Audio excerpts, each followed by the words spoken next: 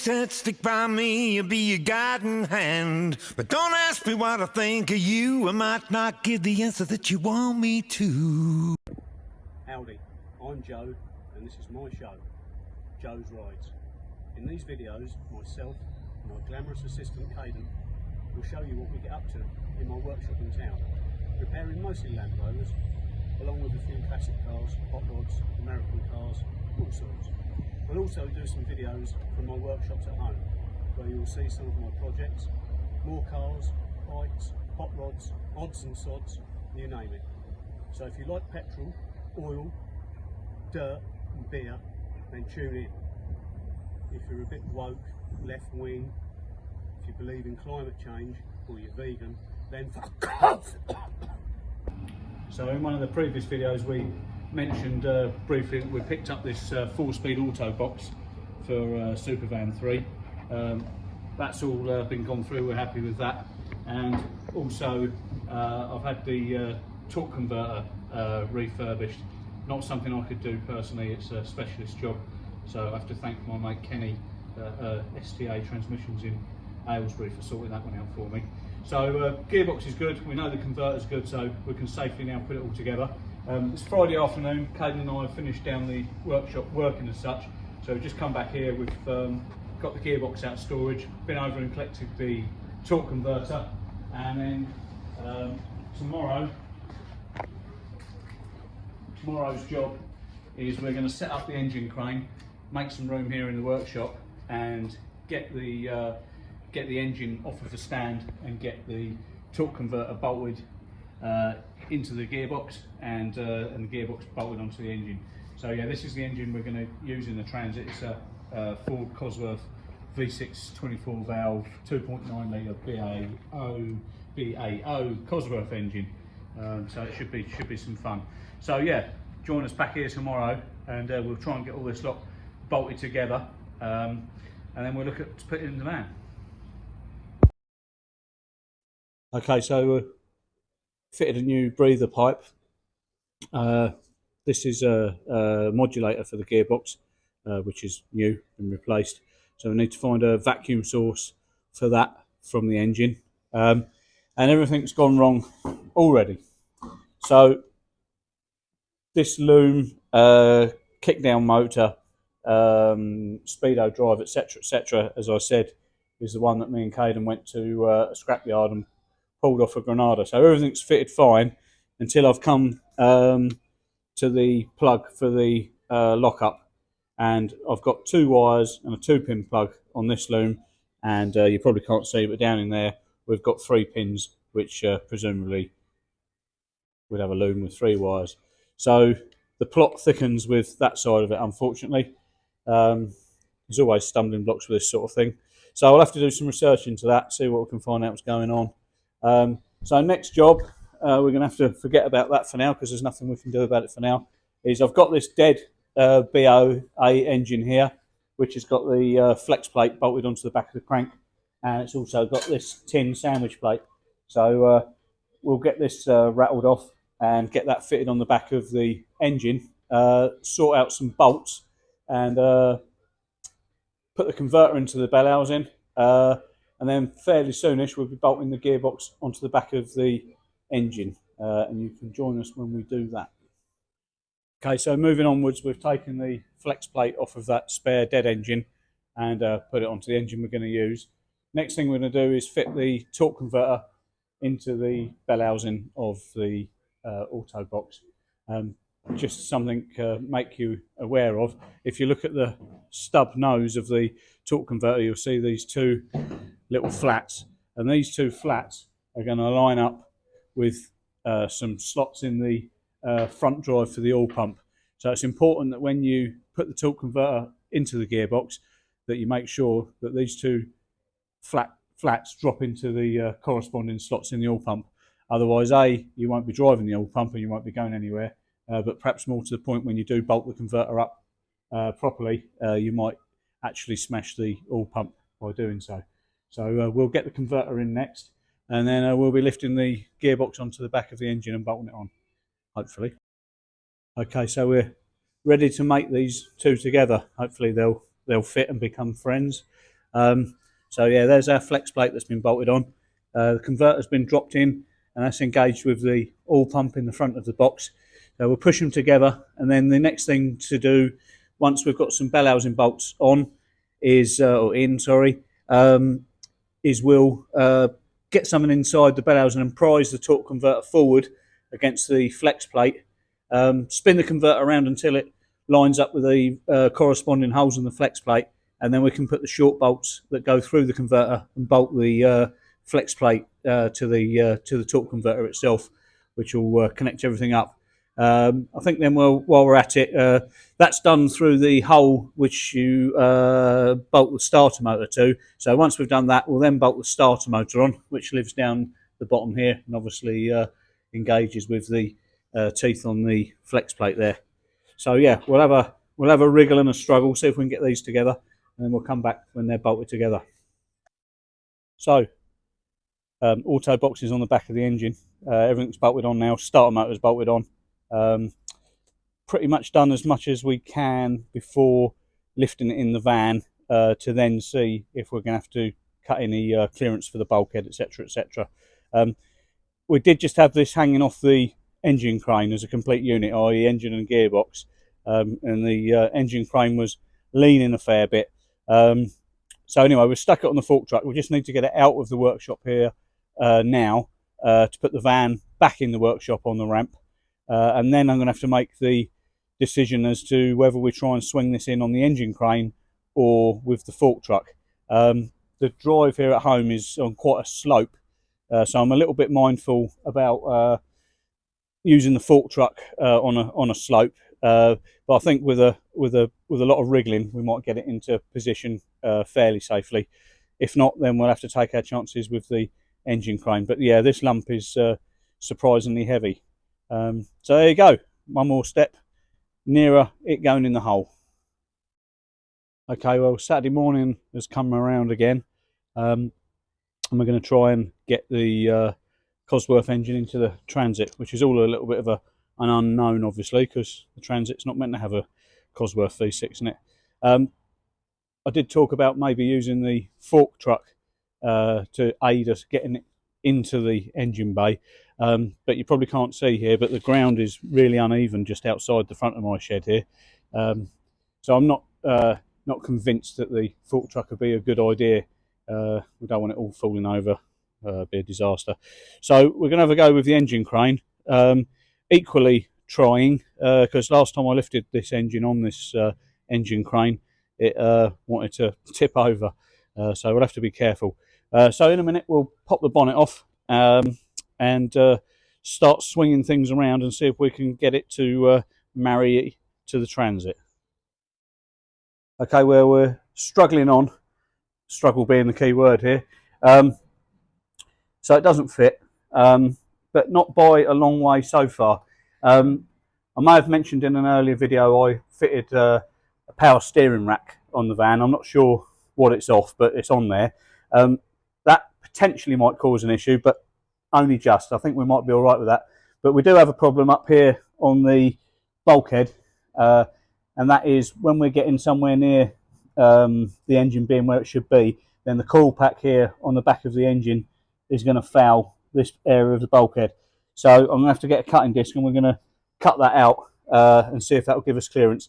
Even if the engine did go in, I don't think in the future, if I needed to get the coil pack off the back of the engine, I'll be able to. So now's the time to address this. So we'll cut some of this out and we'll have another swing, trial fit, see where we go. Okay, well, the Cosworth engine is now in Supervan 3 at long last, and it really was a mission. It didn't want to go in there, but it's in there. It was a little bit of a journey, so there was a few things which we had to do to enable us to get the engine in.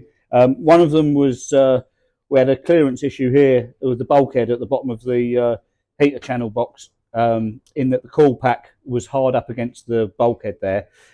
It might look like I've cut too much metal out perhaps, but I've had to do that for a couple of reasons. The angle we had the engine going in, as I say, the coil pack was hard up against the bulkhead. We took the engine mounts off so we could drop the engine down further into the engine bay and then jack it back up. But The other thing is had to remove that amount of metal for future proofing, really, because if I ever have to take this core pack off, it will have to come up and out, and again we need some clearance there. Having had this battle getting this engine in, we're now going to take it back out, unfortunately. That's one of the reasons why. So now I can tidy that area up that I've cut out, make some plates and put them back in and try and give that a bit of a factory looking finish as though it's never happened. The other huge clearance issues we had were on this side of the engine. We had problems with the oil filter housing fouling the steering rack, or certainly trying to get the engine with the oil filter housing on and over the steering rack, but it's in there. I did mention earlier that I'd fitted power steering rack to this van. I'm not sure what it's off, but I've fitted it and it's on. Unfortunately now the Cosworth engine and the steering rack are kind of in harmony and not fouling each other. The exhaust manifold was hard up against the bulkhead. I took the exhaust manifold off with the engine in situ like we have it here now, trying to see if we could gain some clearance.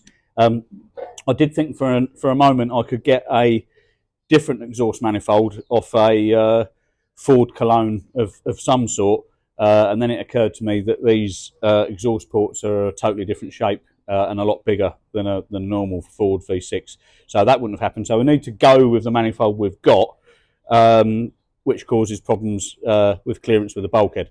So I've cut some of the bulkhead away where the exhaust manifold fouls it. Also, the back of this cylinder head on this side at the back fouls the bulkhead as well. So I've cut some metal away from there.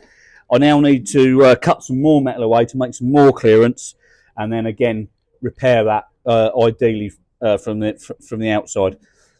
While I was taking the exhaust manifold off, I went into wanker mode and broke two of the exhaust studs. I can't remember the last time I'd done that.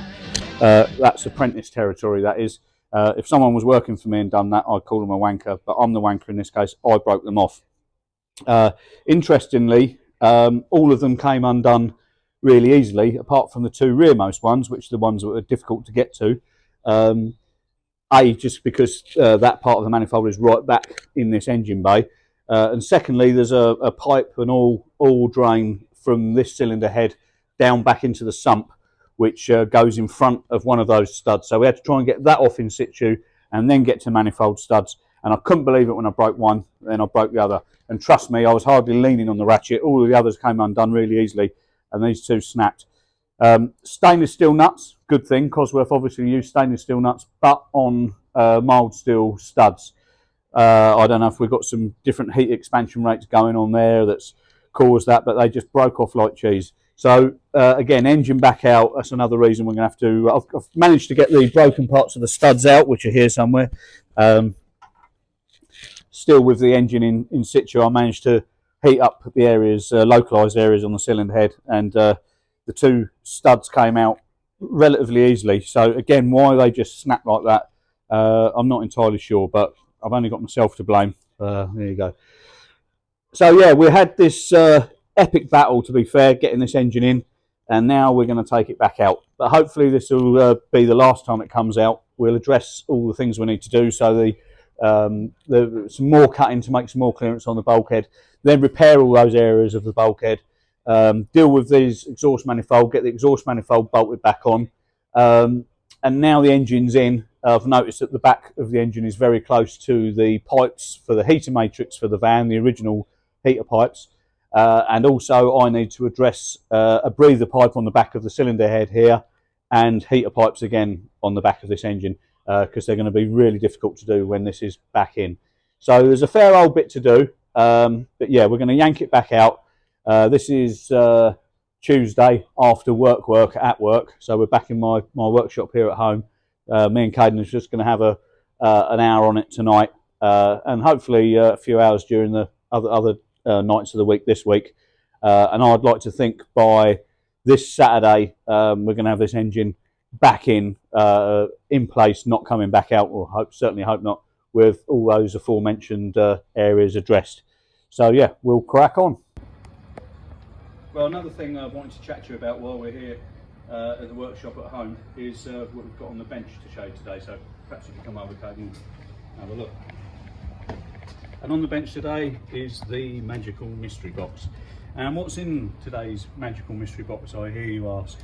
In today's magical mystery box is a cheese triangle. Now, I'm sure most of you are familiar with cheese triangles, the soft cheese that's contained within the foil wrapping. Very popular with kids, and I like them myself. But you may not know where cheese triangles come from, so I shall proceed to tell you. Cheese triangles come from a tribe that live down deep in East Africa, and they're called a Zitawali tribe. And it's those Zitawali tribesmen that actually give us these cheese triangles. And the way they're produced is the tribe is very, very close to a group of gorillas that live there. They feed the gorillas, and the gorillas come in the village most days. And the gorillas have some awful zits on their backs and on their shoulders. And the local tribesmen there of the Zitawali tribe, they squeeze these spots on the back of the gorilla's back and shoulders and remove the pus from them, which they then collect and they give to the elderly women of the village. And it's the elderly women of the village who wrap this pus up in this tin foil, and it's then sent off around the world, here to the UK, and sold to various companies, Dairy being one of them. And they put their label on and put them into the supermarkets and package them up. So you may not have realised that these delicious little triangles are actually the pus off the back of a gorilla, and my God, do they taste good. Lovely, lovely. Okay, so we've been putting this Cosworth engine in and out now, trying to alleviate the clearance problems. One of them is on the bulkhead where the heater channels are, and that was fouling the coil packs. So we've cut some of the bulkhead away there, let a new bit of metal in, and Caden's just going to do some of the filler work and tidy that up. And the other one we've got is this issue here. I've just cut this out very roughly just for now, but you can see there that the exhaust manifold and the corner of this offside cylinder head is hard up against the bulkhead. So we've just put the engine back in to see if we've got enough clearance, and although it is in, I think we should make a little bit more. I'm kind of tempted to make a panel that's removable, just in my mind thinking, do I really need to get to this part of the engine in future? Well, I'd like to think not, and even if I do make a removable panel, I'm not entirely sure that it'll give me much access to a lot. But anyway, the next thing to do is take the engine out again. This is getting quite a regular thing now. Cut some more out with a disc cutter, and then I'll start making a panel to put back in there to tidy it up. And once Caden's finished doing the filler work on the bulkhead part that we've made some room for, we'll show you that as well. So crack on. Okay, so I've put some metal in there now to make clearance for the manifold and head. Also had to cut away a little bit more of the bracketry for what was the clutch pedal stop up here, but we're going to use an automatic transmission, so we've no need for that anyway. So I just need to go the other side of the bulkhead now. There's a few little holes I've got to mig up. Then it can have some primer and paint and some seam sealer around it as well. I've kind of made it into that shape because I thought it would make a little bit of a footrest now. Obviously we're not going to use the clutch pedal, so my left foot will be dangling around. So once I've carpeted that out, that'll probably look quite good. Caden's still underneath the bonnet. We're still having a couple of issues with the heater matrix pipes, which are sticking out of the bulkhead, the original Ford ones. Trying to get some heater hoses onto those that are going to clear the back of the engine cylinder head.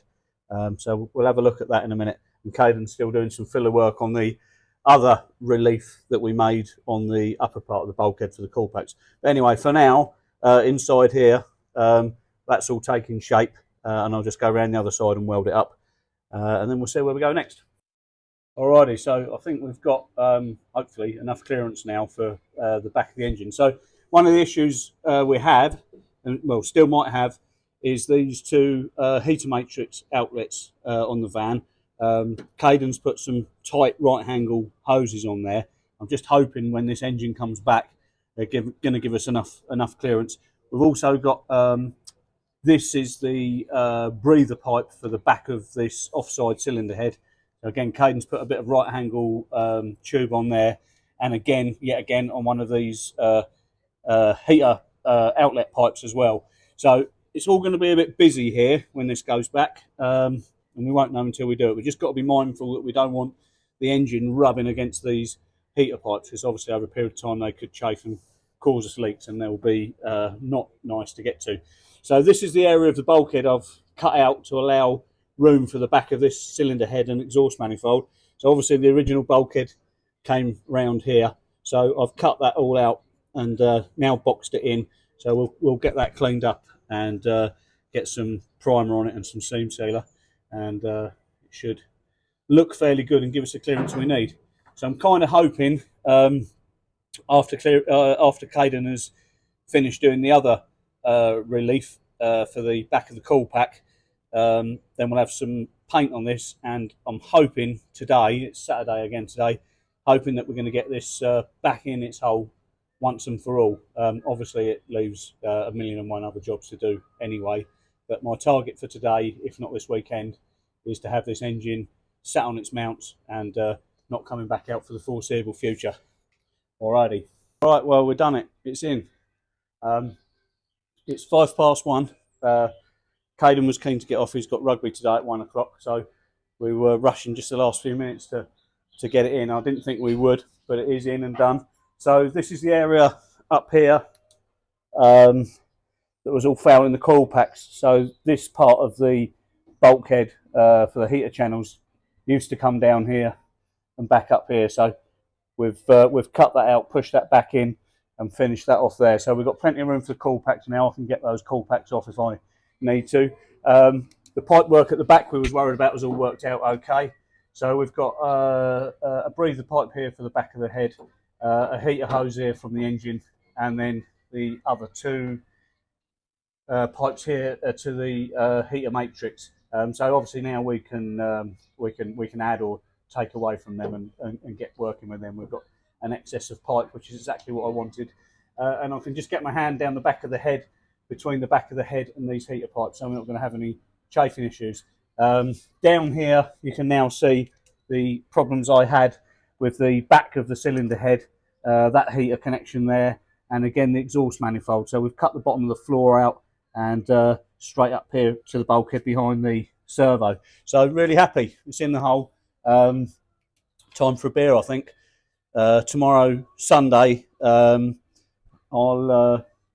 I'll get the engine mounts all done up now, and tomorrow we'll start looking at making a gearbox mount. Well, we're really not feeling the love with this Grotty Series 3. It's really trying our patience. It was going to, wasn't it? Look at it. So another silly little job, which has turned into a bit of a mission, was the driver's side washer jet was blocked. And try as we might, prodding and poking and using compressed air, we couldn't get it clear. So that's resulted in us taking most of the bloody dashboard out, which was a pain in itself because everything's seized up and horrible. And the washer jet itself was absolutely seized into the bulkhead. So that was that. We have a nice new one to fit. And then the other thing is the car, amongst other electrical issues, doesn't have any indicators. So I've been poking and prodding in here, and just look at what a mess it is in here. It's been totally got at in the past. Absolutely bloody awful. So I still haven't got to the bottom of why the indicators don't work. Should be a simple task, but when you're faced with that mess, not so. The other thing is every time we go to put it into the workshop to do some work on it, it doesn't want to start, or it doesn't start easily, that's for sure.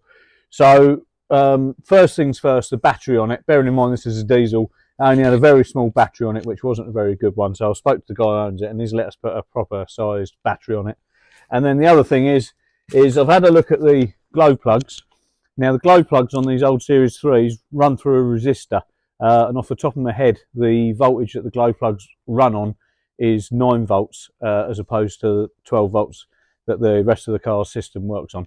But what you can get is a conversion kit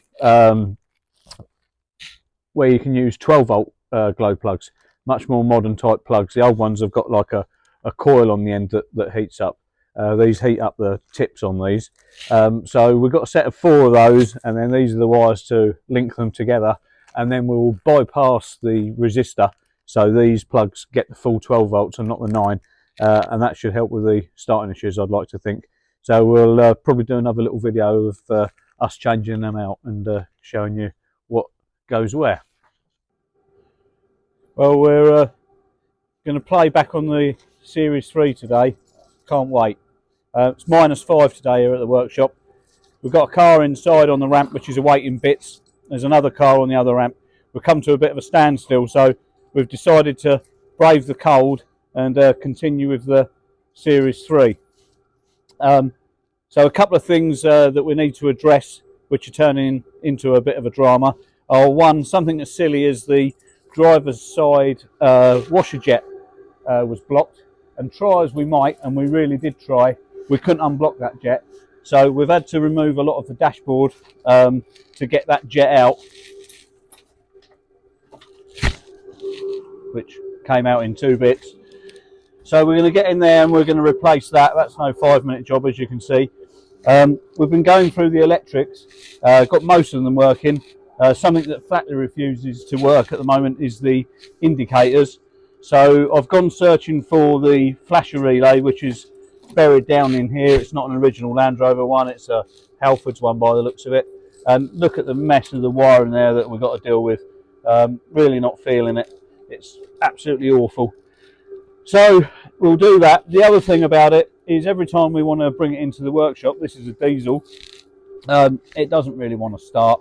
They didn't start good when they were new, but this one doesn't start very well at all. So first things first, the battery on it was too small. It was a very small battery. I'm not sure how old it was, but I tested it. It wasn't in great health, and like I say, it was too small. So we've put the correct size battery on it.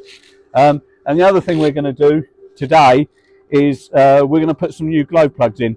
Now the Land Rover uses glow plugs which off the top of my head I think run on 9 volts through a resistor, but we're going to put these more modern type 12 volt ones in and bypass the resistor. So you can buy these 12 volt plugs along with a wiring kit. These are just the wires that loop the plugs together, and then Caden comes underneath the bonnet. So these are the glow plugs that are currently fitted. So we're going to remove those, fit those 12 volt plugs, and then up here on the bulkhead is the resistor, which drops the 12 volt feed down to 9 volts, I believe. So we're going to do away with that, and we're going to go onto the 12 volt side of the resistor with our glow plug wiring, and then we'll see if it starts. Bearing in mind it's -5 today, that still might be a struggle. So we'll get those changed out and we'll see how we go. Okay, so out of the 4 glow plugs, 2 of which the coils were burnt on the end, and I've just tested the other 2 and they don't work either. So we had 4 faulty glow plugs, so no wonder it wouldn't start, that along with the small battery. So if you want to have a look here, these are the new 12 volt plugs that replace the 9 volt ones, and then up here on the resistor you can see that we've gone onto the 12 volt positive side of the resistor, not onto the other side, which would give us 9 volts. So now we'll operate the glow plugs and see if she starts up. So like I say, it's about -7 today apparently. So we'll put our ignition on, and I'm going to warm the glow plugs for about 10 seconds.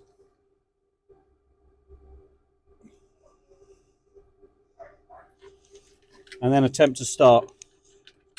Bearing in mind this just wouldn't start before without jump starts and ether, etc.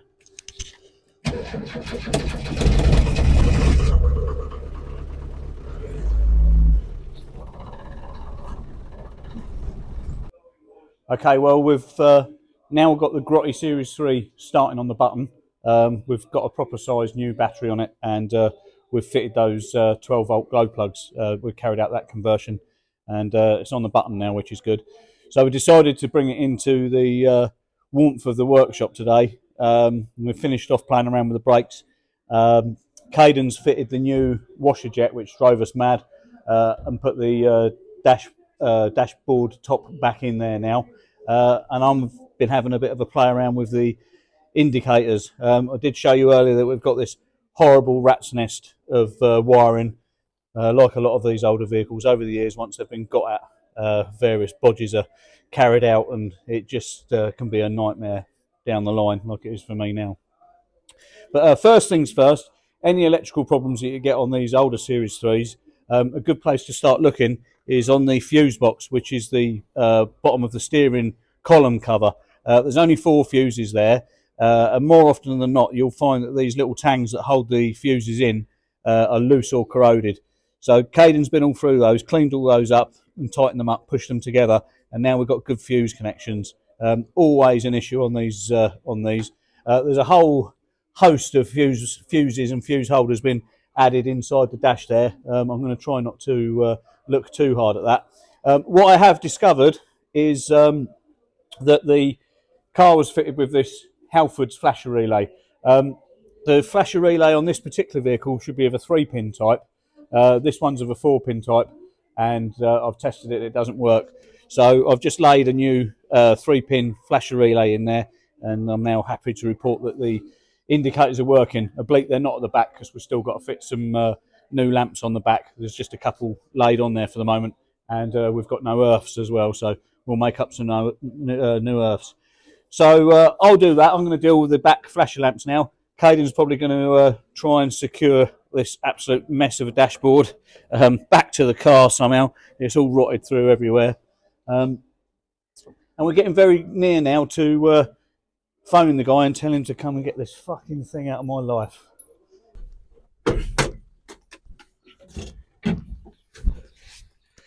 Well, just road tested this Grotty Series 3, and at last I'm pleased to say that everything seems to be working as it should. We haven't enjoyed this car at all, not one bit. Everything we've done on it we've had to do twice. A load of electrical work. If you get the side lights working, you think you're all done, and then you find the indicators don't work. When you get the indicators working, then you find the washers don't work, and so on and so on. The wiring loom's horrible in it. It's been got out a million times. All switches everywhere. Scotch locks, bad connections, poor earths. It's a real mess, but it feels like we've been joining our new good wiring to old, which, well, that's exactly what we have been doing. But now everything works. The brakes are good. The brakes were a monumental battle. Even though they're a very simple system, they just fought us and fought us. Everything in the braking system is pretty much new.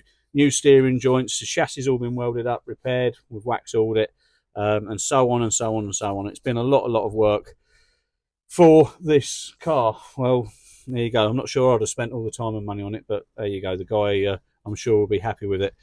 Despite its looks, it is now sort of mechanically sound, electrically sound, brakes are sound. It all works and does what it should do. But I don't like it. I hate this car. We haven't had a lot of fun with it. So it's Friday afternoon now, and it's done. So I'm going to kind of leave work on a little bit of a high. This is getting picked up on Monday, and it'll be nice to wave it goodbye. So on that note, it just leaves me to say, remember people, like and subscribe.